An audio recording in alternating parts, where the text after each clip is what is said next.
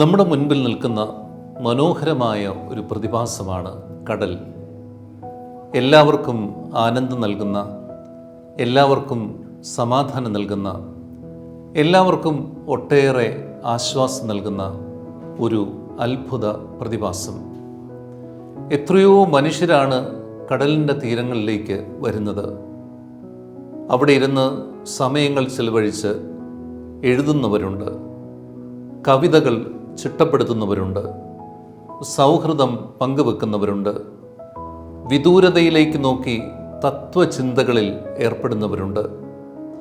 ഇവരെല്ലാവരും ഈ തീരത്ത് വന്നിരുന്ന് ആശ്വാസം പ്രാപിക്കുമ്പോൾ കടൽ നിരന്തരമായി ചെയ്യുന്ന ഒരു കാര്യത്തെ നമ്മൾ ശ്രദ്ധിക്കാറുണ്ടോ എന്നുള്ളതാണ് ചോദ്യം.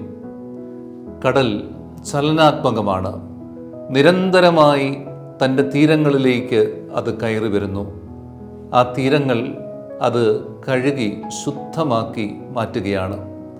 മനുഷ്യരവർ കൊണ്ടിടുന്ന എല്ലാ മാലിന്യങ്ങളെയും കടൽ വന്ന് തുടച്ചു നീക്കി തൻ്റെ തീരം വിശുദ്ധവും മനോഹരവും സുന്ദരവും ഏറെ കമനീയവുമാക്കി മാറ്റുന്നു. ഇത് രാപകലില്ലാതെ വിശ്രമമില്ലാതെ കടൽ ചെയ്തുകൊണ്ടിരിക്കുന്ന ഒരു പ്രവൃത്തിയാണ്. പ്രിയപ്പെട്ടവരെ, കടലിൻ്റെയൊക്കെ തീരത്ത് പോയിരിക്കുമ്പോൾ സ്വന്തം ജീവിത തീരങ്ങളിലേക്കും നമ്മൾ നോക്കണം.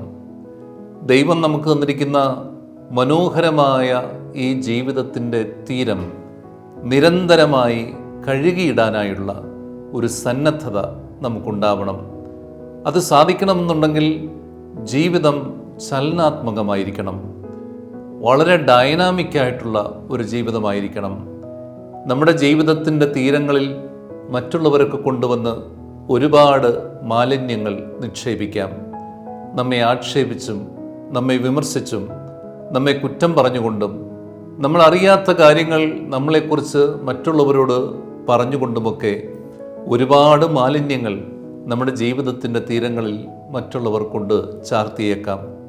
എന്നാൽ ക്ഷമയോടുകൂടെ നിരന്തരമായി നമ്മുടെ തീരത്തെ കഴുകേണ്ട ഉത്തരവാദിത്വം നമുക്കാണുള്ളത്.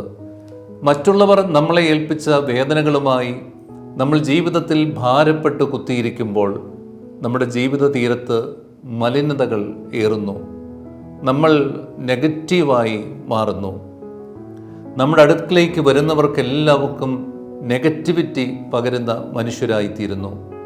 എന്നാൽ അതിനെ തുടച്ചു നീക്കുമ്പോൾ ജീവിതം പോസിറ്റീവാവുകയും അടുത്തേക്ക് വരുന്ന എല്ലാവർക്കും പോസിറ്റിവിറ്റി പകരുവാനും നമുക്ക് സാധിക്കുന്നു. ജീവിതത്തെ ചലനാത്മകമാക്കുക, നിരന്തരം ജീവിത തീരം കഴുകുക. വരുന്ന എല്ലാവരും നിങ്ങളുടെ സന്തോഷത്തിലും നിങ്ങളുടെ പോസിറ്റിവിറ്റിയിലും ആനന്ദം കൊള്ളുവാൻ ഇടയാവട്ടെ.